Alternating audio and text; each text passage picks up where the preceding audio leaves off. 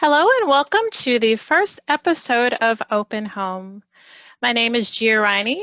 I'm Director of Communications for Nuestros, Pequeños, Hermanos. We're so proud to have you here with us in this new type of event, this new episode that we've created. It's going to be an adventure. And we get to start with Stephen O'Mahony in Honduras. I think it's going to be a real treat for everyone. First of all, we want to take a moment to say hello to our co-hosts who are in the United States and New Zealand. Thank you. There is Lauren, and Molly is going to be joining us in just a second. While we're waiting for Molly to turn her camera on, I can do a real quick housekeeping feature for us.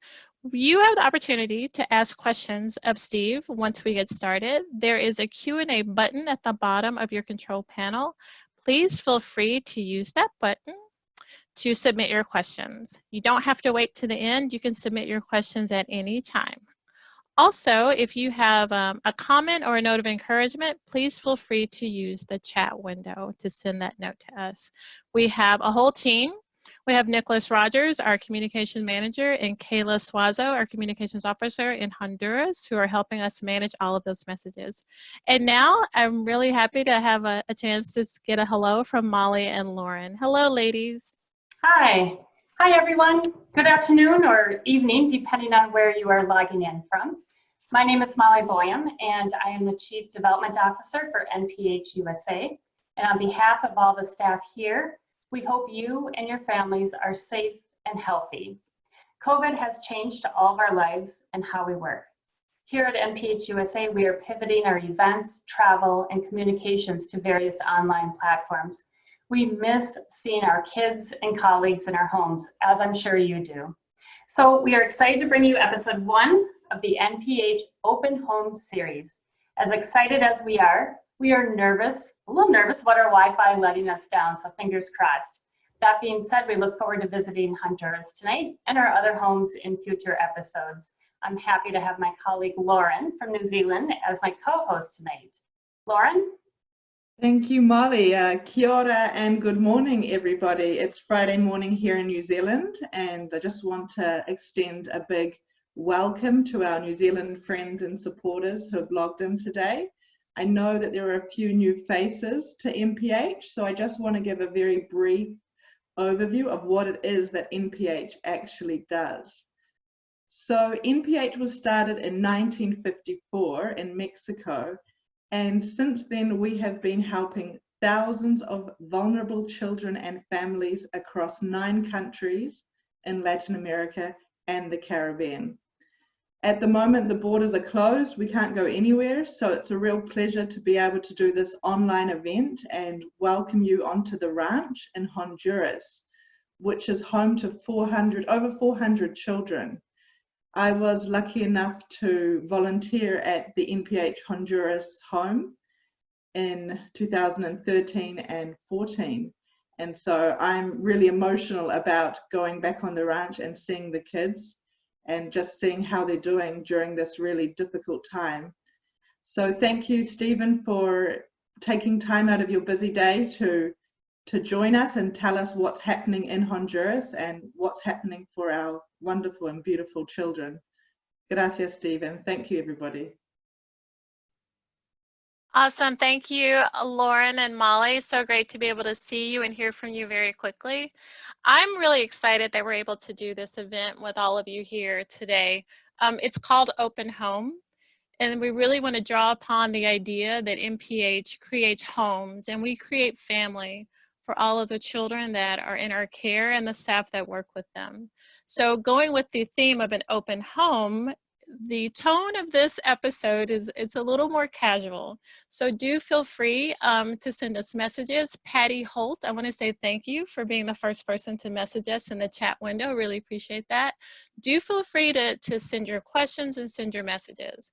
Now that we had a chance to hear from our co-hosts, we have 2 quick videos that we want to play for you just to give you an idea of what's going on in Honduras with the COVID situation and to give you a tiny peek at the ranch. Possibly you've never been there or you haven't been there recently. So we'd like to play those videos for you right now.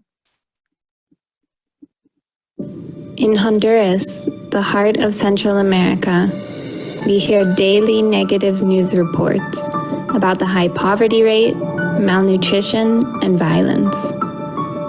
But today, there is something else that has joined the main news: the coronavirus, which has hit Honduras with a mortality rate of 9.23%. However, in the midst of hopelessness, there is a place that for more than 30 years has protected the lives of the most vulnerable.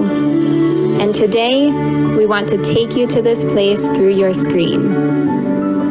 Welcome to NPH Honduras. Welcome to NPH Open Home, the first episode.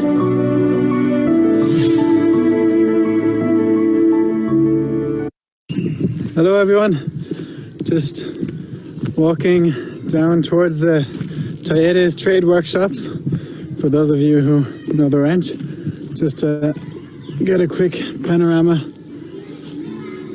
quick reminder, and we're going to be greeted here by the chiquitos.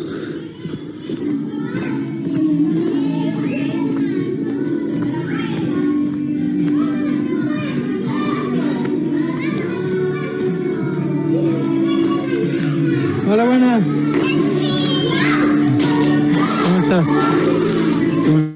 ¿Todo bien? Bien. ¿Bien?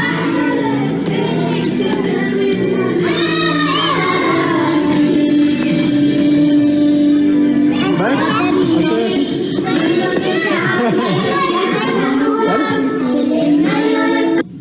Thank you.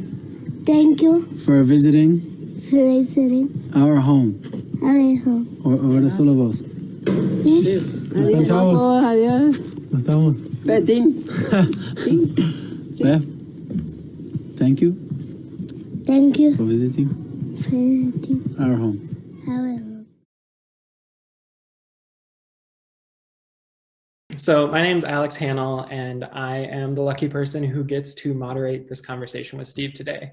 For those of you who don't know me, I lived and worked in NPH Honduras, also known as The Ranch, for those of you who have not been, for 3 years, up until about last summer.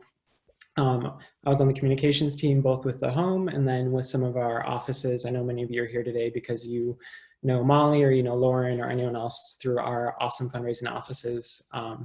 It was a great place to live, an amazing place to work, and like so many of the 200 plus people watching today, I'm really excited to hear more from Steve about not only just how the ranch has been, but how things have been in this tough situation for all of us. So yeah, I'm excited to get going. I want to introduce Steve O'Mahony, the National Director, good friend of mine and an incredible person, incredible leader. So Steve, if you could come in, explain about yourself and kind of let us know how the ranch is to start. Sure. Thank you, Alex.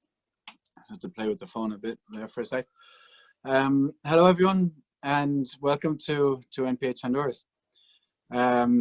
Just to Molly's point, the Wi-Fi isn't the only risk we've got going on here. Just behind me, I've just noticed there seems to be hundreds of bees pollinating a tree. So if I end up running away screaming, Alex, you might just have to take over. But my name is Steve O'Mahony. I am the National Director of NPH Honduras, and my story with NPH begins back in 2005 when I visited the home in Mexico as a 15-year-old. I was blown away by NPH. I fell in love with the organization, with the kids, and the passion of our staff. I guess that just stayed with me, and 11 years later, I left a job in an investment bank in London to become a volunteer here in Honduras, which I did for 1 year. Then I worked as the assistant director with Stefan Ferstein, and just last year began as the national director. So just, I guess, a little bit about our situation here on the ranch first, with the coronavirus. And I'd like to start by saying how unbelievably and profoundly proud I am of our staff, our people here, on the ground. The other day I was watching came up in a news feed on social media, a story about a nursing home in the UK where the staff had pitched tents out in the back garden of the nursing home and the property so that they could stay on the grounds and better protect the elderly people there. And it reminded me of this situation here and our childcare staff, because they have, since the last 4 or 5 weeks now, they've been here full-time, and they're staying in accommodations here on the ranch and have not been able to leave. Our conversations with them right from the beginning was that we have no idea how long this is going to go on for. We have no idea what kind of impact that this is going to mean to our home, and we have to take all precautions possible. So we called one by one all of our university students, and they almost all of them came back to help and support the home. Our high school staff also came back from Tegucigalpa, and all almost in preparation for the worry and the fear that we had that little by little our childcare staff would not be able to be here, because they have their families outside, they have their kids, people that are dependent on them outside. And so there was a very genuine fear that they would just be unable to commit to something like that. And thanks be to God, that wasn't the case. It was unbelievable to receive such a positive feedback when we asked them really for volunteers, for who was able to stay here and commit to being here full time. And it's just been so inspiring listening to their stories and seeing their level of response and how they've responded to these times of crisis. The Hermanos Mayores, that refers to the people who grew up here in the ranch and have since left. They have also been inspirational throughout all of this this whole situation. We have many of them that are working for us as full-time staff. And just as an example, Mauricio is our director of the hogares, the homes, and he grew up in the ranch. This is his home, this is his family, and right from the beginning he's been here and just been 24/7, been unbelievable. He's been everywhere. The other day when the university students and the high school students came back from Tegucigalpa, we had an assembly with them to talk to them a little bit about really what the situation is and how much we would need their help, and how grateful we were that they were able to come back. And Mauricio took the stage, and he was reflecting on during his adolescent years when he was here living on the ranch. He was here during the time of Hurricane Mitch, the natural disaster which struck Honduras in '98. And Mauricio reflected upon that time and how the disaster had resulted in all of the bridges, or many of the bridges, being destroyed, and the main access to Tegucigalpa was lost because of that. The ranch was reduced to eating 1 tomato for breakfast and 1 tomato for dinner. And Mauricio, talking with our youth that day in the church, he said to them, during times of crisis, we rely on family more than ever. We rely on each other more than ever. And he's just been so exemplary throughout this whole situation. Another amazing example is Dennis Morales, who is our Director of Administration, and he came back here right from the beginning also with his wife, Dejana. Both of them grew up on the ranch. Dejana is the director of our Montessori school. And Dejana has been giving classes to the younger kids to give a bit of time off to the childcare staff during the mornings. Dennis the other day was up in the mountains fighting forest fires because we're in the height of the dry season. And people are just doing whatever they need to do to protect the home. And it's just been amazing to see. The next point, I guess I'd like to share a little bit about the current situation in terms of the preventative measures and the things that we're seeing here, the change of situations and all of that. So our approach has been a bit of it's been a four-pronged approach. The first one is for any of the childcare staff now going forward, in order to try to return to some semblance of normality, for any of the childcare staff or nursing staff who will be coming in, we will, 5 days before the day that they're supposed to come in, we'll be calling them in their homes and asking whether they've been in contact with people, what sort of measures they've been taking, reminding them of what they need to be doing. There's a whole survey that they need to fill out. Then that's kind of phase one. Then at the day that they arrive here, at the portón, at the front gate, we're checking their temperatures, we're checking their blood oxygen levels, and making sure that any symptoms that may be presenting themselves, that we have that line of defense also. The third important measure that we're taking is the quarantine period. So anyone that will be coming in to start a shift on the ranch will do 10 days in the Muscati Center, which is it's the conference center for those of you who know the ranch, but it's a large building which we've been using, which is generally used for the medical brigades as housing for them. And so that is now serving as a quarantine area for the people coming in, and they'll stay there for 10 days under the monitoring and supervision of the healthcare team. The fourth approach, the fourth phase, is what we're trying to work on at the moment, and Dr. Merlin Antunes has been pivotal in trying to orchestrate bringing down exams, bringing down tests here to be able to test for the coronavirus, and that would just be incredible. And that's hopefully the next step that we're aiming for. So the kids are adapting well. It's been stressful for them also, as you can imagine. I mean, they've really felt the impact of this, if even just because of the fact that we've had to have our healthcare staff who are doing rounds every single day, checking the temperatures of all of the kids here on the ranch, all of the childcare staff, all of the adults, myself included, the temperature of them every single day, and that's more than 500 people. The other day I went down to Madre Teresa, the younger kids' home for children from 7 to 9, and I was greeted by all the kids who ran over to me and did the Chinese hello, they call it. It's the humble bow, and so they're learning new ways of interacting and relating to each other. And also, you've seen in the videos the hug that they're doing, which is another amazing way to show the love and affection, and to try to keep that spirit alive also.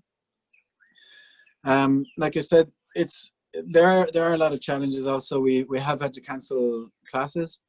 That has a big impact on the childcare staff, not just in the fact that they missed that break during the day and now working almost 24/7, but also we're still trying to maintain schoolwork, or I guess homework, and the TOs are trying to help them with that, and it's just that brings its own challenges. The university students have been amazing, helping out a lot there also. In the special needs homes, obviously that's a population that's a lot more delicate, so we have very, very strict measures there, the same as Casa Eva, our abuelos, our grandparents' home, and we're making sure that really no one is going in or out of those areas, just themselves, the childcare staff, the people who have to be there, which is quite tough. You walk past Hogar Manuel just down here and you wave in and they're all screaming hello to you and everything, and your hands are tied. You just kind of have to wave from distance. The children also are struggling with, some of them, for example, if you have a brother or sister that's living in a different area, if you are in the neighborhood in Buen Pastor, for example, the boys neighborhood, and your sister is in Toledo Kumi, they normally go to school and they see each other every day, or weekends we have activities and everything like that, but during these times that's quite difficult. And so we've been, with the volunteers that are still here, we've been organizing a get-together of 2 or 3 families each day, which is kind of a socially distanced activity, which has been amazing to see also. But but difficult. I was walking down with two of the girls to visit Christopher, who was it was his birthday about a week ago, so we wanted to go and say hello to him.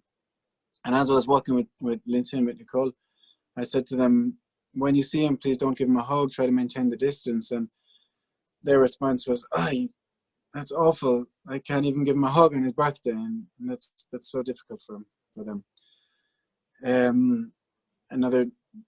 The salidas we generally do during the Easter period, the vacation period, the kids will go and visit their families.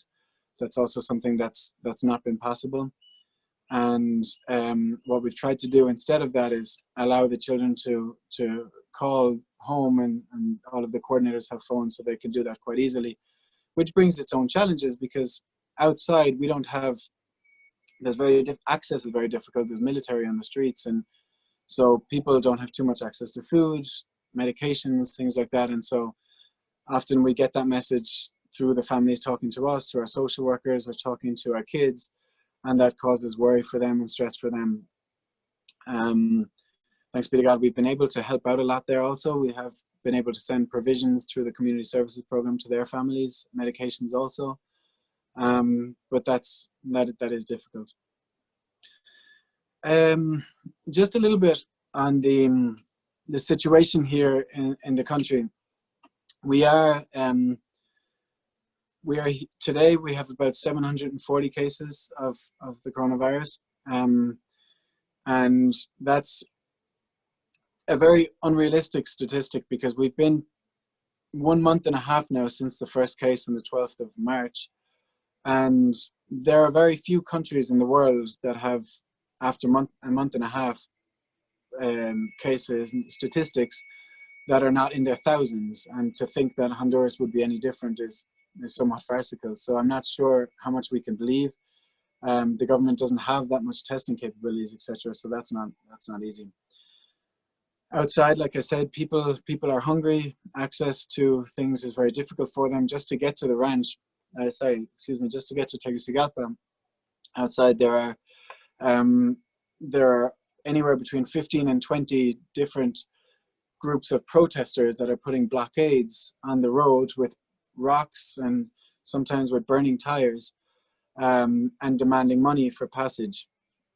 So that's also quite difficult. The other day I was in Tegucigalpa trying to pick up some food, and on the way back I was driving through a roundabout, and on the other end of the roundabout I see this huge set of burning tires, and people there with balaclavas with covering their faces, and I was scared. I ended up having to just do a 180 and drive the wrong way around the roundabout to come back the way I came, and ended up meeting another protest in another road and having to find an alternate route home. And these are things that are only going to get worse and worse. There's already been pockets of looting and things like that are happening, and it's very difficult to know when there will be an end to this, or how they can get that under control. So I guess what does the future hold? Before this crisis, we were told that we were already facing the biggest economic crisis or the biggest economic challenge, I guess, that NPH has ever faced. We have had budget cuts for the last 3 years. Last year in Honduras, or in 2019, we had to let go 11 people, including Doña Gloria, for those of you who know her in the tortilleria. These are very difficult decisions to make.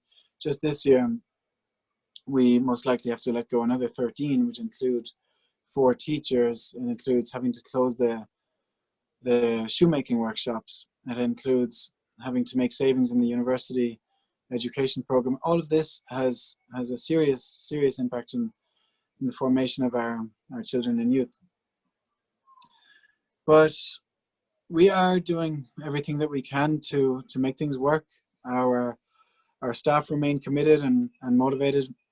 Just today I went down to visit the Hogares. I walked past Mauricio and some of the tios. They were playing guitar outside of his house, with a few of the kids there, grilling corn and just hanging out. So the atmosphere is still okay, still positive.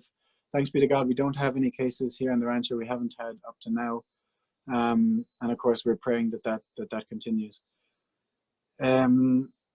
Lastly, I would just like to, I guess I'd just like to thank you all. Thank you to everyone who's on this call for supporting our family and supporting NPH. There are really not enough times that we have a space like this that we can share, that we can open up, and that you can learn a little bit about the reality here.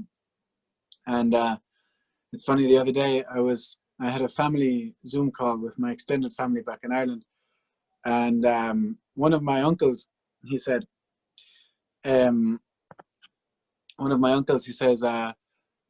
why is it that why did it have to take a global pandemic for me to be able to see all of you feckers? And so it's very true. It's something that it's a joy. It's so nice for me to be able to share with all of you, all of our supporters. The reality is that all of you are so much part of this, and so much, just as much responsible for all of the amazing things and the amazing accomplishments that NPH manages, and our kids and our youth here manage to do every year. You're responsible for the 9 university students who graduated last year, the 25 high school students that graduated last year, the 13 families of children that we had no idea where the families were before, that social work were able to find. And all of this is a team effort, and I just want to say from the bottom of my heart, thank you so much, and God bless. Over to you, Alex. Thanks, Steve. So we're going to get into the Q&A part of this event then. I see that there's already a lot of questions in the Q&A, so thank you for those. But just a reminder, if you do have a question for Steve, please throw them in the Q&A tab rather than the chat. Happy to see so many people are chatting with us, but just to make sure we can see the question specifically for Steve, throw them in there. And we'll get down to it. So the first question that we have for you, Steve, you mentioned a lot of the measures that you guys are implementing on the ranch to make sure everyone's staying safe, like who can come in, who can come out, monitoring, etc. Have you had to turn anyone away at the portone or the gate as you're kind of doing health checks as people come in and out, or what does that whole process looks like? No, up until now, of any of the people that have been coming in, no, we haven't. Implying that they're healthy, then the personnel who are okay. Yeah, no, we haven't had any case of anyone that we've been worried about as such. No, I could just elaborate, and right from the beginning, almost the very first week of this really taking hold in Honduras, we had a scare with one of the volunteers, Matthew, who was presenting certain symptoms, and we thought maybe it might have been that he was exposed to the virus. We sent him, we quarantined him, we sent him to get the test in one of the private hospitals in the city, and that came back negative. So that was a scare, but that was really the closest that we've come in that sense, Alex. And then, so online through a lot of the NPH accounts, we've seen some pictures of the portone and some of these checks, people in full gear doing this and that and all the medical things that might go over my head and some other people's. Could you describe a little bit more of what kind of these checks are like for people who are coming in and out? Yeah, sure. So anyone that's coming in that's just like a driver, for example, who will come in and drop their car off, whatever. What they have to do is get out of the car. They'll have to do the temperature. They'll have to wash their hands. We have been fumigating the car with chlorine, kind of cleaning down the car. But in order to that just became a bit onerous. So what we managed to do to sort of change that a little bit was the drivers had to come up and do that in the talleres, in the trade workshop where we have the cars parked generally. So they'll do that there. What else? When we have a big group of people coming in for the quarantine who are going to start a shift, we will, at that point, we'll stop them at the portone and we'll talk to them a little bit about the measures that they'll have to take. And then once they go into the quarantine isolated area, we will at that point also give them a welcome speech and talk a little bit about what's expected of them during the quarantine period. I think your question, Alex. Yeah, no, that frankly just sounds like a complete pain. I know for anyone who's been to NPH Honduras, you already know that it's really far away from the city, and just under normal circumstances, traveling to and from can be quite difficult. How are the staff taking that? Is everyone, has this been like a big problem, or are people just happy to be doing what's necessary to be safe?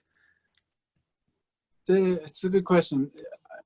I would be lying if I said that it's all pickles and gravy and it's all been very, very positive all the time. There are a lot of challenges, and the TOs do need motivation. Just last night they organized a sort of a singing event down in Casa Suyapa, just out the back, in a kind of where I'm just looking at the pickles and gravy Irishism comment from Gia.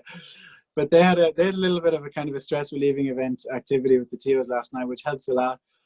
There has been, some people who it's been very difficult for them in terms of worry with their families, and the childcare staff, especially the ones that were here for longer periods of time, right in the beginning, where we had that kind of indefinite period, uncertain period of time. We, at that point, it was a quarantine, a national quarantine, where we had, I guess, hoped that the virus would be able to be contained. And during that period, we weren't even talking about these blocks of shifts of people coming in and going out with the quarantine and all of those measures. So in order to, I guess, ease their stress levels and ease their concerns a little bit, Mauricio was able to organize provisions and medications and things to send out to their families. And that was such a huge difference. It made such a difference to them. I remember we were in we do 3 meetings a week as the leadership team here. And Tia Peeling, the coordinator of the girls' homes, said that one of the comments that one of the TS had said to her, the childcare staff had said to her, was, I've never felt so much part of this family. And it's that little detail, that little thing made such a huge impact and difference to them, because you can imagine they're happy to do it. They're happy to be here, and they're so worried about our kids here, but they're also worried about their families outside. So that little detail made a big difference.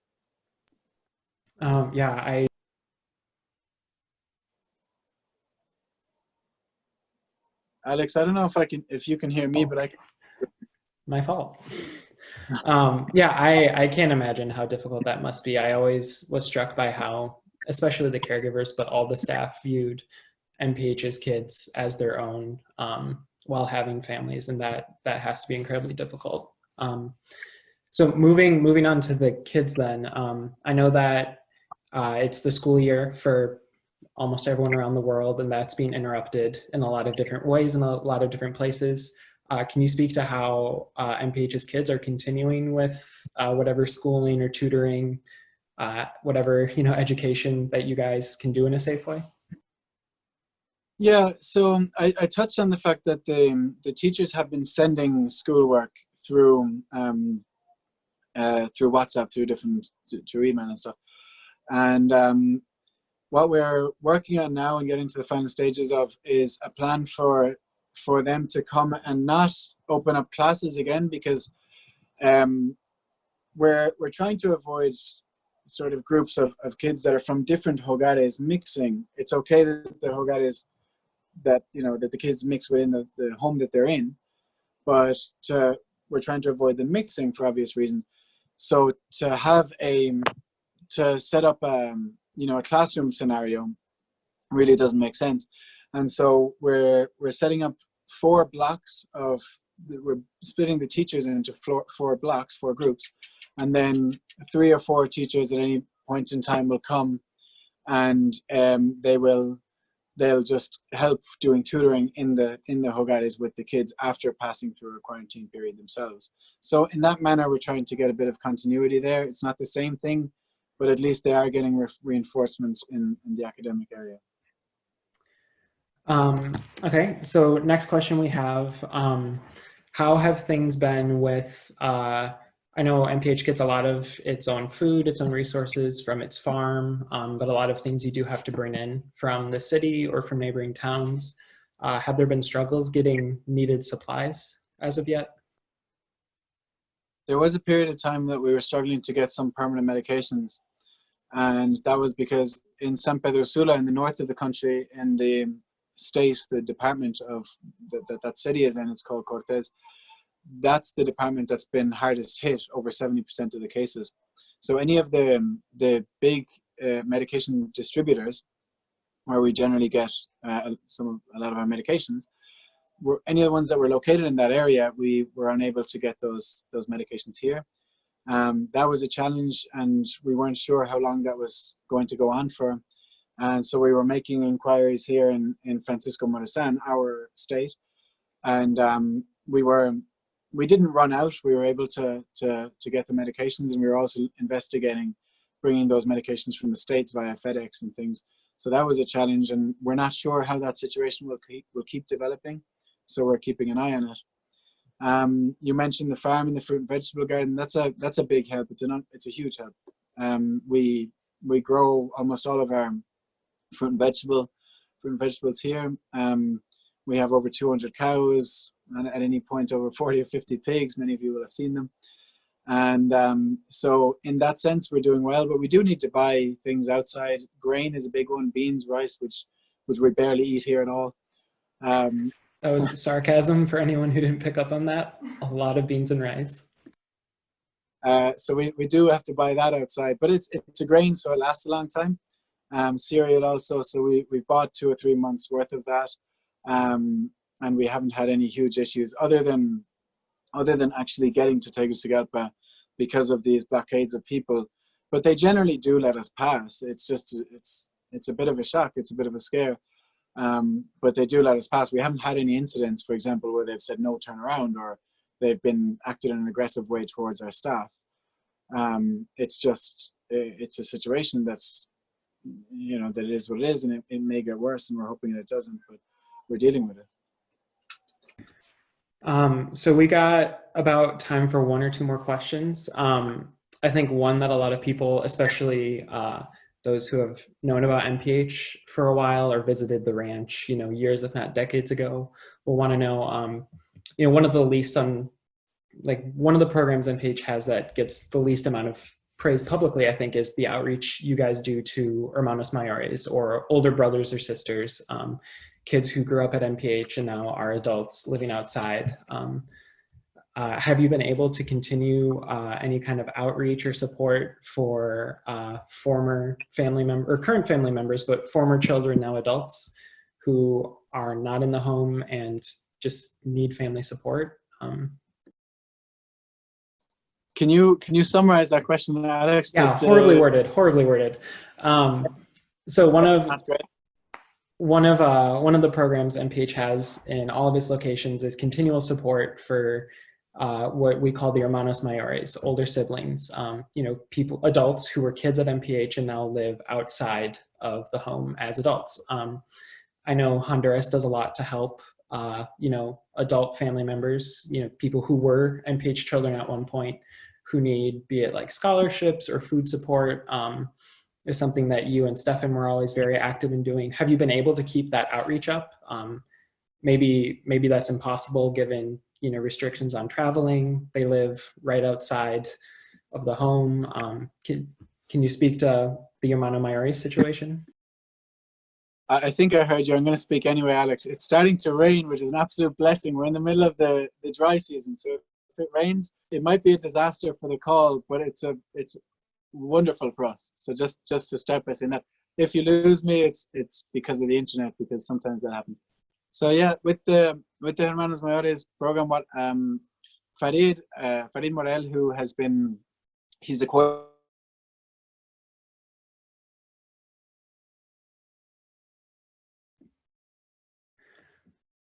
We might be having some technical problems from the Honduras. Oh. Hang in there, Steve.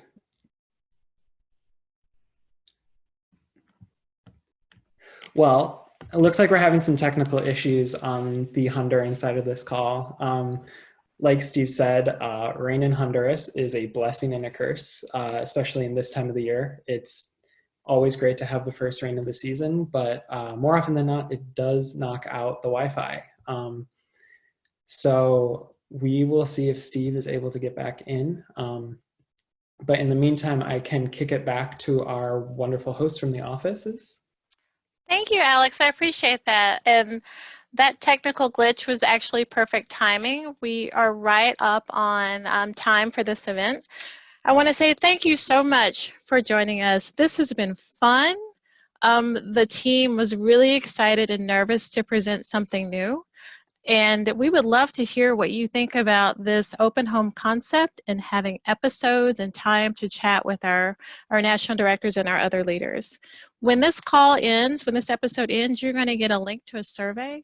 We would love if you would fill that survey out. It'll give us really valuable information. You can let us know if this episode met your expectations. And we had a lot of leftover questions for Steve. Really good questions that show your concern and love and your understanding of our mission, your appreciation for all the hard work that Steve and his team and our other teams do around Latin America and the Caribbean.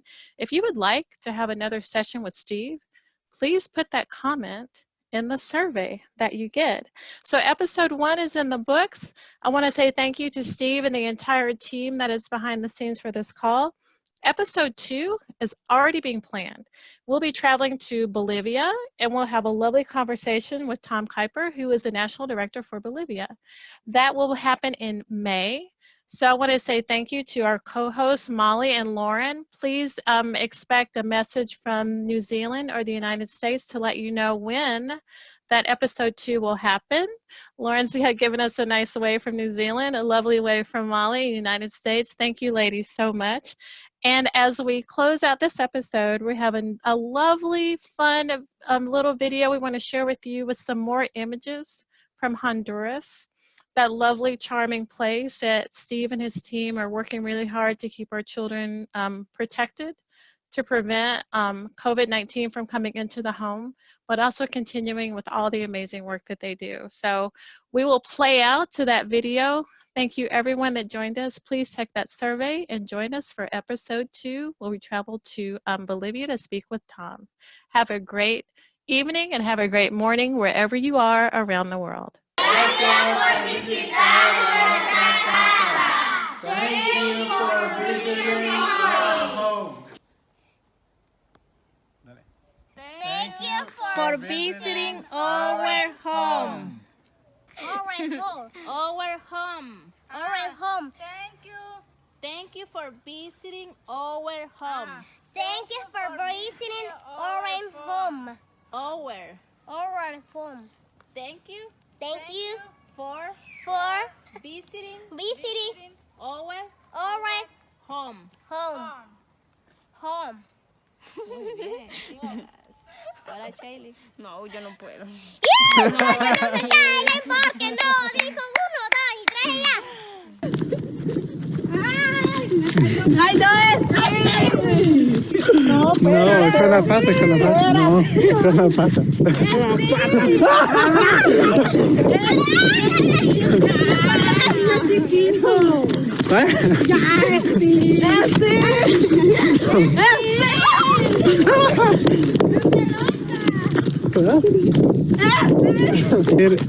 Gracias, no, en inglés mejor. Ay, no. Sí.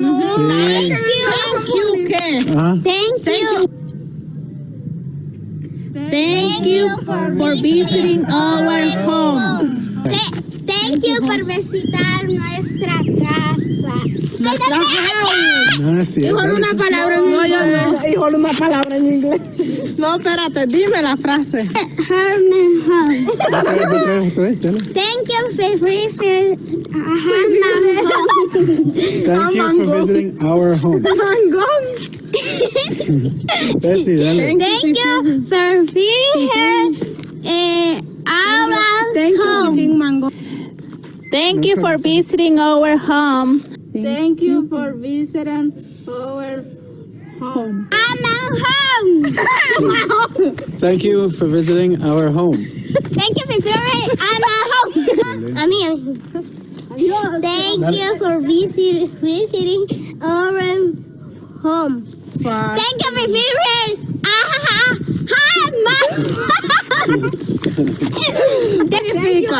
Thank you. Gracias, muchas gracias. Very much. Thank you very much. Thank you very much. Ya. ¿Otra vez? Gracias por visitar a nuestra casa y a nuestra familia. Adiós. Dale un abrazo. Un abrazo.